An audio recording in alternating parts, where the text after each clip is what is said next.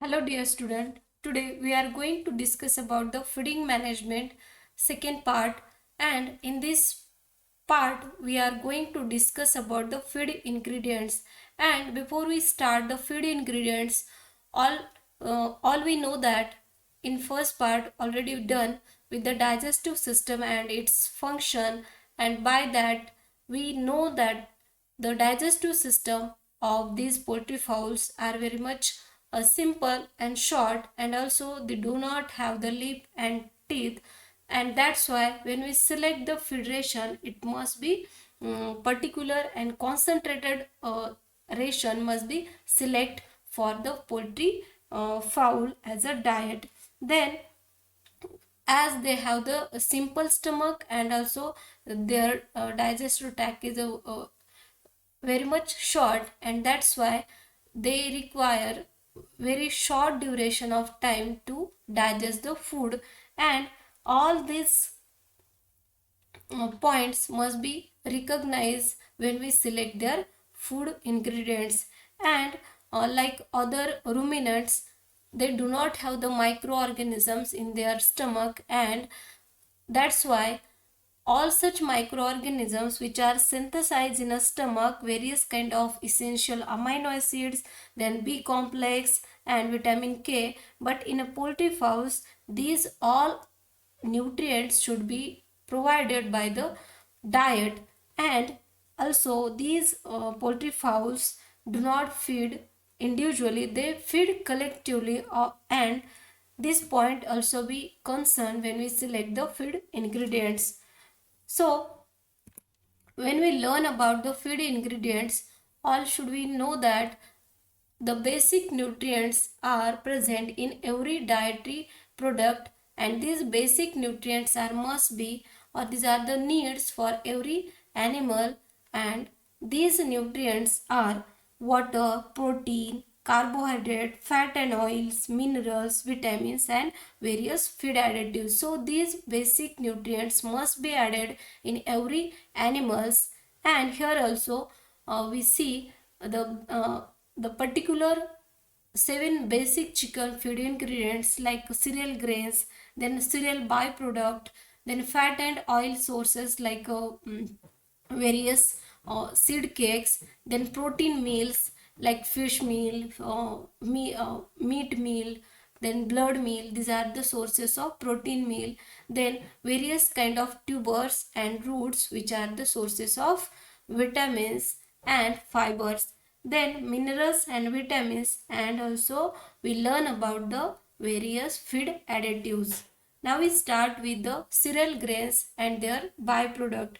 When we see about the cereal grains, these cereal grain must be have 90% of dry matter. Then the crude protein content of this grain must be 8 to 12%, and these cereal proteins are deficient in certain amino acid, particularly the lysine and methionine. That means when we add this dietary product like a cereals, we must concern that due to this dietary product or the various cereals, these cereals are deficient in the lysine and methionine. That means when we select the balanced diet for the poultry food or the poultry fowl, we must add the lysine and methionine content beside the cereal grain also. That's why we learn which content or which nutrient content are present in a various kind of feed ingredients. Then lipids, these lipids are the sources of lipids like wheat, barley, rice, then rye, and these cereals contain only the 1 to 3% of lipids. And when we see about the highest lipid content of among the cereals, oat is the best and highest lipid content or the source, and these oat having the 4 to 6% of lipid which are present in the oat. And the lowest source of lipid is the wheat, and in wheat only the 1 to 2% of lipids are present.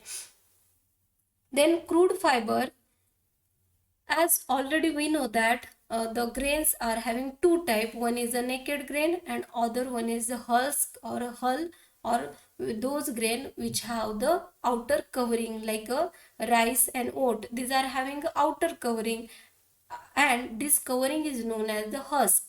And due to this reason, these cereal grains, those who are having the outer covering, that are the highest source of crude fiber.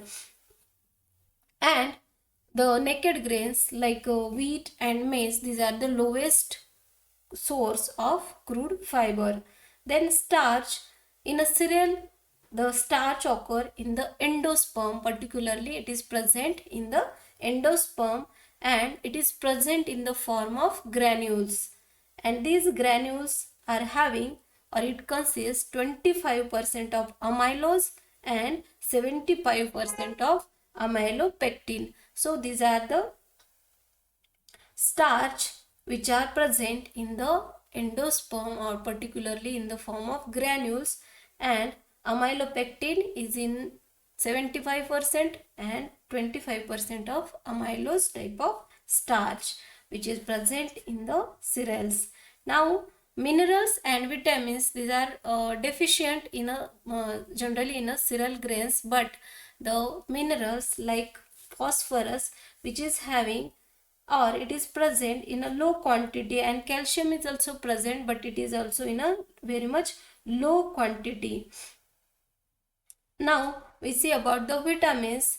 All the cereal grains are deficient for vitamins, but the exceptional case or the exceptional grain which is having the good quantity of vitamins, and that is the yellow maize. And in yellow maize, the vitamins are present in a good quantity, and particularly vitamin A is in the form of carotene. And this grain is not only having the vitamin A, but it also have vitamin E and vitamin B1, and it also present in a low quantity, that is the vitamin B2. That means yellow maize is a good source, or it is a good substitute among the all cereal grains, and it have not only the protein, fat, crude fiber, but also it have the various kind of vitamins also. Now we see the next feed content or the feed ingredient, that is the plant origin oil cake, and these are the source of protein, fat, mineral and vitamins. So these plant origin oil cakes, these are the highest source of protein and fat which are content, while meal have a higher protein content but have a very less amount of fat. And in a cakes, the protein content is high and the oil content is low, but in a whole form of these seeds, they have the highest amount of oil and low amount of proteins. So we should provide these oil seeds in the form of oil cake. That's why they must be fulfill their needs of protein. And in general, when we say about the proteins, these proteins have a low cysteine and methionine. That means like a cereal grains, these are also deficient for the cysteine and methionine amino acids. And they also have the low cysteine content, and the high temperature and pressure of these processes to make these oil cakes, it may denature the protein and reduce its digestibility. That means the proteins which is present in plant origin oil cake, these are not easy to digest for the poultry fowl, and that's why it can lower its nutritive value also. Why it lower the nutritive value? Because they could not digest properly these proteins due to the processing of these oil cake process. And then when we see about the fat which is present in a oil cake, like protein, the fat is also disturbance, and it is due to the explorer processes, and it may result from uncontrolled use of cake rich in oil, and If the oil is unsaturated, body fat may be soft and carcass quality can be lowered, and it is affect the poultry growth or poultry weight. And that's why this fat is also not very much good, or it must be provided in a limited quantity to the poultry fowl. Then the mineral and vitamins. The oilseed meals have a high phosphorus content, which tend to aggravate their generally low calcium content, and they may provide B complex vitamins, but they are poor source of carotene and vitamin A. So we can say that these plant origin oil cake are the richest source of protein, and they are deficient in minerals and vitamins. Now we see the examples of various cakes or the oil cakes which are made by the plant origin. Now we see here the groundnut cake. It contains 35 to 60% of oil and 25 to 30% of crude protein. That means the unprocessed protein which is present in a natural form, and this kind of protein is present in groundnut. Groundnut cake is near about 25 to 30%. And these groundnut cakes are most widely used. And why it is most widely used? Because it is commonly found, or it can be easily available, and that's why these are most widely used. And these are having high protein feed, and these are also having the crude protein content, which is 45% is present crude protein, and 10% is having the fat content in this groundnut cake. Then this groundnut cake also deficient in minerals and vitamins, that means the calcium and phosphorus. And one limiting factor which is concerned here about the groundnut cake, that is the it have the toxic factor which is present in the groundnut cake, and that toxic factor is the aflatoxin. And this aflatoxin is a result of contamination of fungus Aspergillus flavus. That means due to the contamination of this fungus Aspergillus flavus, it occur, or it can form the toxic factor aflatoxin, and this aflatoxin affect the poultry growth. And these aflatoxin fungus is developed particularly in the summer or in the warm rainy season, and this cake tend to become rancid, and it is especially in the warm and moist climate. And it should not be stored more than 6 weeks in a summer, or 3 to 4 months in the winter season. And it is very much susceptible to the ducklings also. That means it is having the limitation, or it have the limitation on their storage duration of time. Now we see about the next seed cake, that is the soybean meal. Here it is a solvent extracted, oil content is 1%. That means all the oil is extracted through these soybean seeds, and it have only the 1% of oil content in the soybean meal. And most of the soybean meal are de-oiled type. That means all the oil is removed from this seed cake, and it is always and commonly found in the de-oiled type of soybean meal, and that's why it is the best source of protein.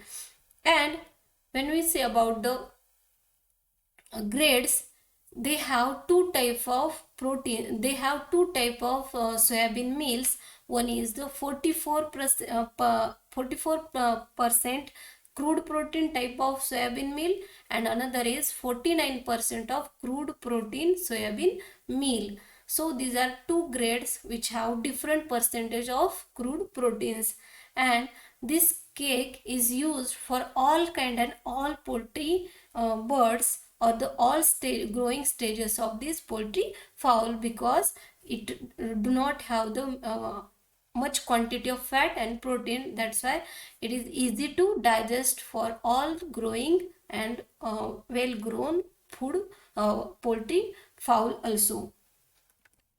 Now we see about the mustard oil cake. These mustard oil cake contain the oil which is near about 14.1%, then crude proteins are present in 35%, and calcium and phosphorus are 0.29% and 0.39% respectively. That means this is also the highest source of fat and protein. The protein is deficient in a lysine, and due to it is present in a de-oiled type, it can be used for the poultry up to 10%. That means the percentage of diet is only the 10%. We can include mustard oil cake in the 10% among the total diet of the poultry fowl.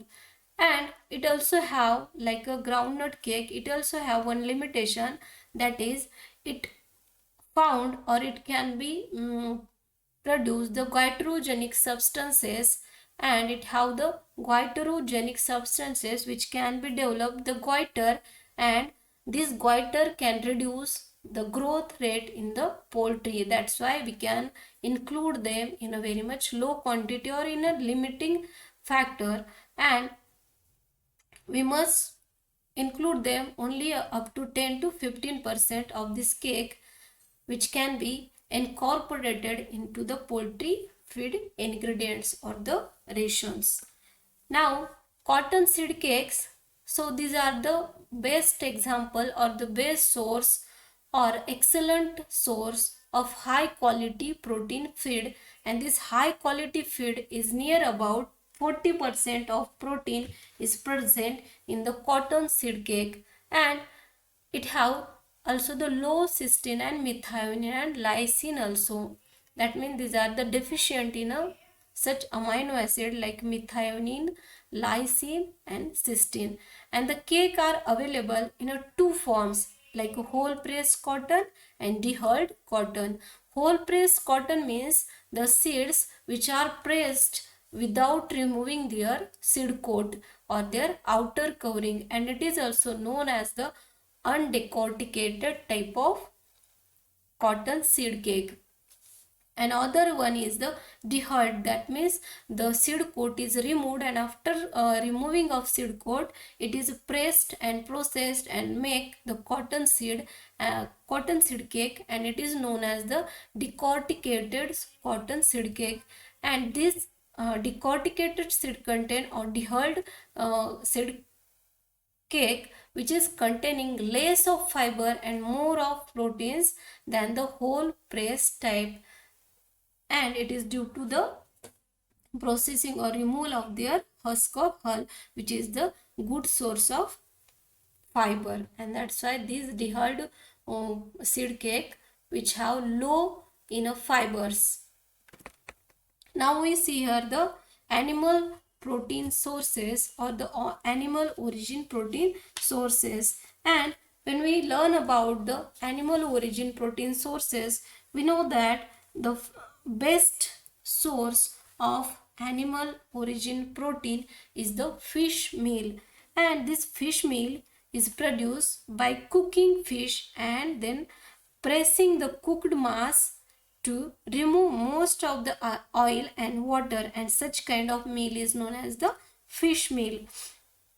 And when we see about the digestibility of this fish meal, it can be digest near about 93 to 95%. Fish meal can be digested by poultry fowl. That means it is very much easy to digest for the poultry fowl, and they can be digested near about 93% to 95%. Then it is rich in all essential amino acid, particularly the lysine, cysteine, methionine and tryptophan. So these are the essential amino acid which are present in a very much good quantity in such kind of fish meal. Then it contains a high proportion of calcium and phosphorus and a number of desirable trace minerals which are including as a manganese, then ferrous and iodine.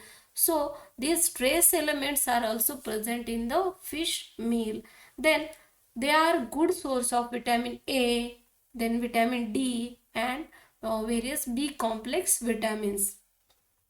So finally, these fish meals are also the richest source of vitamin B12 also. That means the fish meal is a balanced diet, or it is a full source, or a we can say it as a good source of all essential protein, vitamin, minerals and fat content. Also all the nutrient, near about all the nutrient are present in the fish meal. Now we learn about the unconventional protein or the unconventional poultry feeds. Now when we learn about the unconventional poultry feed, these are not traditionally used for feeding livestock, and these are not commercially used in the production of livestock feed. That means all the unconventional poultry feeds are used occasionally or as a substitute of traditional poultry feed. Then when we learn about the unconventional, or when we say about the example of such poultry feed, it have the sunflower meal, rubber seed cake, neem cake, karanja cake, meat meal, blood meal and tapioca chips. So these are the unconventional or non-traditional poultry feed which can be used various time or occasionally. These sunflower meal are the good quality sunflower meal, and it is contain near about 40 to 44% of high grade protein, and which is especially rich in a methionine and the first limiting amino acid which is the lysine, and it is also present in a undecorticated variety, and it have, when it present in undecorticated form, it present the 20% of protein in undecorticated sunflower meal. Then the rubber seed cake, it is also a good quality rubber seed cake which contain near about 30% of crude protein, then 9 to 10% of which is extracted, and 5% of crude fiber are present in a decorticated variety of rubber seed cake.